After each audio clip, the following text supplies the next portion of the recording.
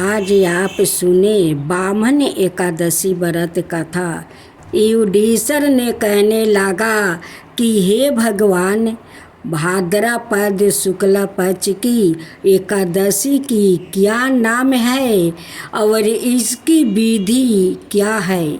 इसके महात्म्य या कृपा करके कहिए। तब भगवान श्री कृष्णा कहने लगा कि इस पुण्य स्वर्ग और मोक्ष को देने वाली और सब पापों का नाश करने वाली उत्तम बामन एकादशी का महात्म्य मैं तुमसे कहता हूँ, तुम ध्यान पूर्वक सुनो। यह पद्मा परिवर्तिनी एकादशी जयंती एकादशी भी कहलाती है। इसका यज्ञ करने से वज्रपाय यज्ञ का फल मिलता है। पापियों का पाप नाश करने के लिए इससे बढ़कर कोई उपाय नहीं है। जो मनुष्य इस एकादशी के दिन मेरी बामन रूप की पूजा करता है, उसे तीनों लोक के पूजिया होते हैं और मोक्ष की इच्छा करने वाले मनुष्य इस व्रत को अवश्य करें।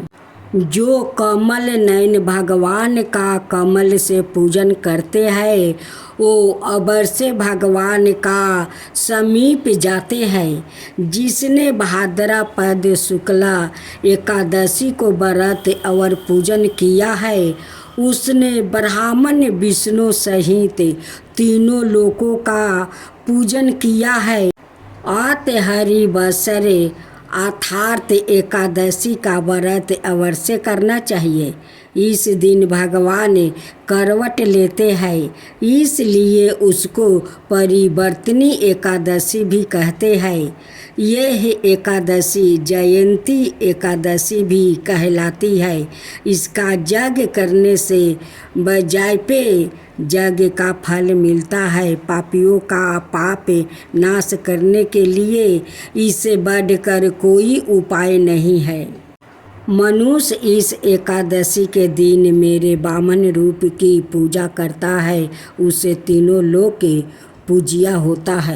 भगवान का वचन सुनकर युधिष्ठिर बोले कि भगवान, मुझे अति संदेह हो रहा है कि आप किस प्रकार सोते और करवट लेते हैं और किस तरह राजा बलि को बाधा और बामन रूप रख कर क्या क्या लीलाएं रचते हैं कि चतुर्मास के व्रत की क्या विधि है और आपके शयन करने पर मनुष्य का क्या कर्तव्य है, सो आप मुझसे विस्तार से बताइए। श्री कृष्ण कहने लगे कि हे राजन, अब आप सब पापों को नाश करने वाली गाथा का श्रवण करें। तेरायो योग में बलि नाम का एक दैत्य था। वो मेरा परम भक्त था। विधिवत प्रकार के वेद सूचितों से मेरा पूजा किया करता था और नित ही ब्राह्मणों का पूजन और यज्ञ के आयोजन करता था। लेकिन इंद्र से दुष्ट के कारण उसने इंद्रलोक और सभी देवताओं को जीत लिया। इस कारण सभी देवता एकत्र होकर सोच विचार कर भगवान के पास गया। बृहस्पति सहित इंद्रादि के देवता प्रभु के निकट जाकर और नतमस्तक होकर वेद मंत्रों द्वारा भगवान का पूजन और स्तुति करने लगा।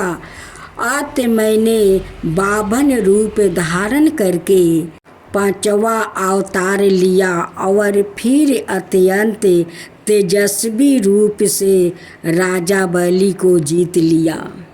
इतनी परिवर्तन सुनकर राजा युधिष्ठिर ने बोला कि हे जनार्दन, आपने बामन रूप धारण करके उस महाबली दैत्य को किस प्रकार जीता। श्री कृष्णा कहने लगे, मैंने बामन रूप धारी ब्रह्मचारी बलि से 3 पग भूमि की याचना करते हुए कहा, हे बलिराज, मुझको 3 लोक के समान है और हे राजन, यह तुमको अवश्य ही देनी होगी। राजा बलि ने इसे तुच्छ याचना समझ कर 3 पग भूमि का संकल्प मुझको दे दिया और मैंने अपने तिरी विक्रम रूप को बढ़ाकर यहाँ तक कि भूलोक में पद, भूलोकों में जांघे, स्वर्ग लोक में कमर, हम लोक में पेट, जान लोक में हृदय, यम लोक में कंठ की स्थापना कर सत्यलोक में मुख, उसके ऊपर मस्तक स्थापित किया। सूर्य, चंद्रमा आदि सब ग्रह गण, योग नक्षत्र, इंद्रादि के देवता और शेष आदि सब नागागणों ने विविध प्रकार से वेद सूतकों से प्रार्थना की। तब मैंने राजा बलि का हाथ पकड़कर कहा कि हे राजन, एक पद से पृथ्वी, दूसरे से स्वर्गलोक पूर्ण हो गया, अब तीसरा पग कहाँ रखूं। तब बलि ने अपना सिर झुका लिया और मैंने अपना पैर उसके मस्तक पर रख दिया, जिससे मेरा वो भक्त पाताल को चला गया। फिर उसकी मिनती और निम्रता को देखकर मैंने कहा कि हे बलि, मैं सदाए तुम्हारे निकट ही रहूँगा। विरोचन पुत्र बलि से कहने पर भाद्रपद शुक्ला एकादशी के दिन बलि के आश्रम पर मेरी मूर्ति स्थापित हुई। इसी प्रकार दूसरी क्षीर सागर में शेष नाग के पृष्ठ पर हुई। हे राजन, इस एकादशी को भगवान शयन करते हुए करवट लेते हैं, इसलिए तीनों लोकों के स्वामी भगवान विष्णु का उस दिन पूजन करना चाहिए। तांबा, चांदी, चावल और दही का दान करना उचित है। रात्रि को जागरण अवश्य करना चाहिए।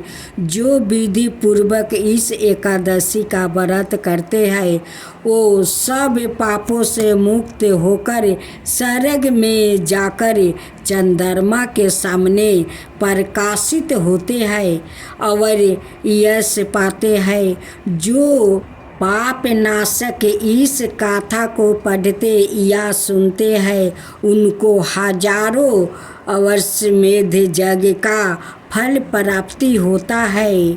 इति शुभम। हिंदू धर्म के अनुसार हर साल शुक्ल पक्ष की एकादशी को तुलसी विवाह मनाया जाता है। इस दिन पूरे हिंदू रीति रिवाज से माता तुलसी और भगवान शालिग्राम का विवाह करवाया जाता है।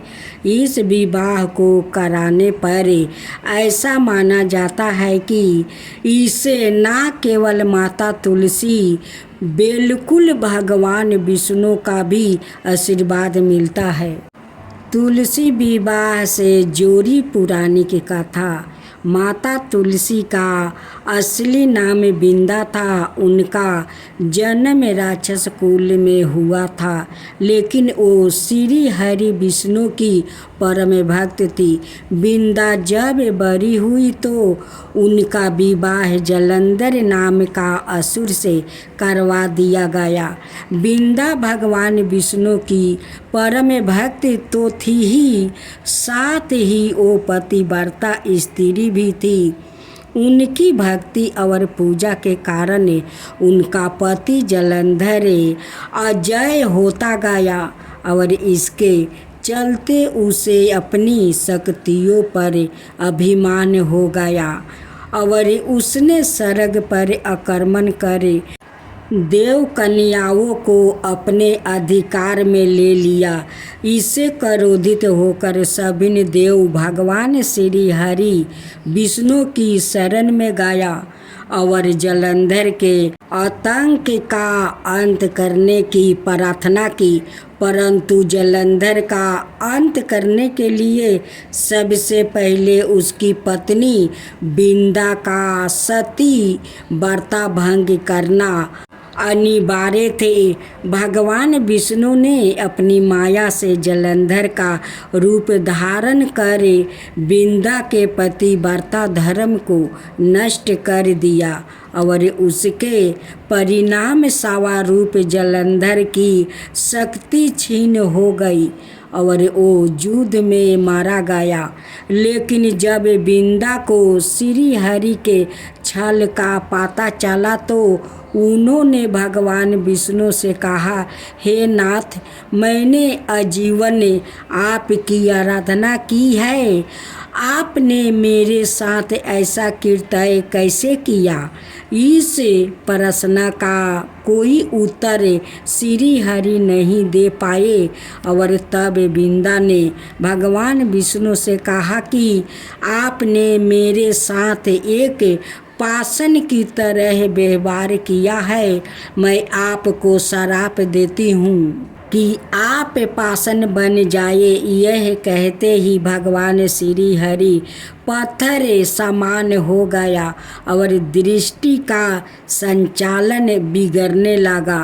तब देवताओं ने बिंदा से याचना की कि वो अपना श्राप वो वापस ले ले। भगवान विष्णु भी बिंदा के साथ हुए छल से लज्जित थे और अंत में उन्होंने भगवान विष्णु को क्षमा कर दिया और भगवान विष्णु को श्राप मुक्त कर दिया। जलंधर के साथ सती हो गई। बिंदा की राख से एक पौधा निकला जिसे श्री हरि विष्णु ने तुलसी नाम दिया और वरदान दिया कि तुलसी के बिना मैं किसी भी प्रसाद को ग्रहण नहीं करूँगा। मेरे शालिग्राम रूप से तुलसी का विवाह होगा और कालांतर में लोग इस तिथि को तुलसी विवाह करेंगे। उन्हें सुख और सौभाग्य की प्राप्ति होगी। महालक्ष्मी की व्रत कथा। माता लक्ष्मी के दो रूप सादा से प्रचलित है। उत्तर भारत में कहते हैं कि देवी के विभिन्न रूप को उनके वाहन, पहनाव, हाथ और शास्त्रों के अनुसार पहचाना जाता है। देवी का वाहन उल्लू, गरुड़ और गज है। बहुसती जगह है वो कमल पर विराजमान है। हर देवी का अलग अलग रूप है। पुराणों में एक लक्ष्मी वो है जो समुद्र मंथन से जन्मी थी और दूसरी वो है जो भृगु की पुत्री थी। भृगु की पुत्री को श्री देवी भी कहते हैं। उनका विवाह भगवान विष्णु से हुआ था। दक्षिण भारत में लक्ष्मी जी की अभिव्यक्ति को दो रूपों में देखा जाता है, श्री रूप और लक्ष्मी रूप। श्री रूप में वो कमल पर विराजमान है और लक्ष्मी रूप में वो भगवान विष्णु के साथ है। महाभारत में लक्ष्मी के विष्णु पत्नी लक्ष्मी और राज लक्ष्मी दो प्रकार बताया गया है। एक अन्याय मान्यता के अनुसार लक्ष्मी के दो रूप है, भूदेवी और श्री देवी।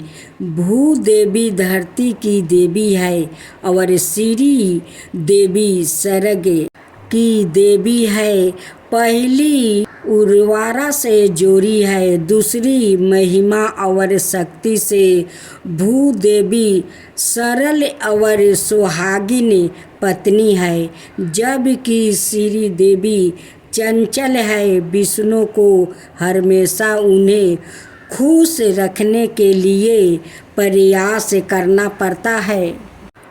एक समुद्र मंथन की महालक्ष्मी। समुद्र मंथन की लक्ष्मी को धन की देवी माना जाता है।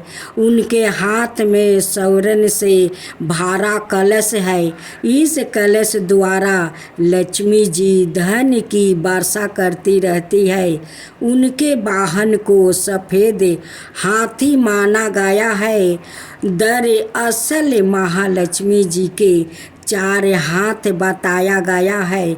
वो एक लक्ष्य और 4 प्रकृतियों दूरदर्शिता, ढूंढ संकल्प, शर्मशीलता एवं व्यवस्था शक्ति के प्रतीक है। और माँ लक्ष्मी जी सभी हाथों से अपने भक्तों पर आशीर्वाद की वर्षा करती है। दूसरा, विष्णु प्रिया लक्ष्मी ऋषि भृगु की पुत्री माता लक्ष्मी थी। उनकी माता का नाम बिखायती था। महर्षि भृगु विष्णु के सवासुर और शिव के साधु थे। महर्षि भृगु को भी सपस्तियों में स्थान मिला है। राजा दक्ष के भाई भृगु ऋषि ने इसका मतलब वो राजा दक्ष की भतीजी थी। माता लक्ष्मी के 2 भाई दाता और विधाता थे। भगवान शिव की पहली पत्नी माता सती उनकी लक्ष्मी जी की सौतेली बहन थी। सती राजा दक्ष की पुत्री थी। तीसरा, धन की देवी लक्ष्मी का घनिष्ठ संबंध देवराज इंद्र और कुबेर से है। इंद्र देवताओं और स्वर्ग के राजा है और कुबेर देवताओं के खजाने के रक्षक के पद पर आसीन है। देवी लक्ष्मी ही इंद्र और कुबेर को इस प्रकार का वैभव राजसी सत्ता प्रदान करती है। देवी लक्ष्मी कमलवन में निवास करती है, कमल पर बैठती है और हाथ में कमल ही धारण करती है। इसके अलावा 8 अवतार बताया गया है। महालक्ष्मी जो वैकुंठ में निवास करती है, सर्ग लक्ष्मी जो स्वर्ग में निवास करती है, राधा जी जो गोलक में निवास करती है, दक्षिण जो जग में निवास करती है, गुरहा लक्ष्मी जो गुरहे में निवास करती है, शोभा जो हर वस्तु में निवास करती है, सुरभि रुक्मिणी जो गोलक में निवास करती है और राजलक्ष्मी सीता जी जो पाताल और भूलक में निवास करती है। अष्टलक्ष्मी, आदि लक्ष्मी, धन लक्ष्मी, धनाय लक्ष्मी, गज लक्ष्मी, संतान लक्ष्मी, वीर लक्ष्मी, विजय लक्ष्मी या जया लक्ष्मी और विद्या लक्ष्मी या सभी माता लक्ष्मी के विभिन्न रूप है। आज आप सुनेंगे एकादशी देवी माता की व्रत कथा। एकादशी माता की जय हो, एकादशी माता की जय हो। मूर नाम का एक दैत्य था, रावण और कंस की तरह वो भी 12 आतंक मचाता था। स्वर्ग में देवों सहित सभी को पीड़ा देता था। सभी लोग उसे रक्षा मांगकर श्रीमन नारायण के शरण में गए। भगवान ने कहा, मैं उसे संभालता हूँ, चिंता मत करो। भगवान मूर के साथ युद्ध करने लगे, लेकिन अपनी सारी शारीरिक शक्ति लगाकर भी भगवान कुछ नहीं कर सके। भगवान को युद्ध के मैदान से पलायन करना पड़ा। वो हिमालय की एक गुफा में छिप गया।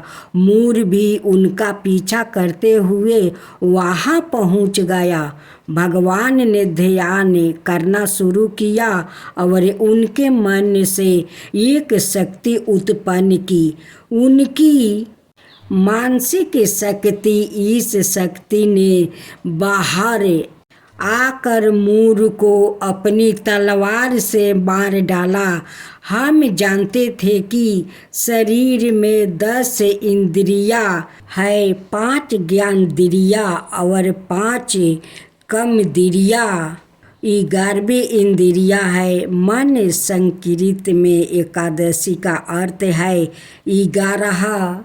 चौकी यह देवी, उनके मन भगवान की 11वीं इंद्रिया से निकली थी, इसलिए भगवान ने उन्हें एकादशी के नाम से पुकारा।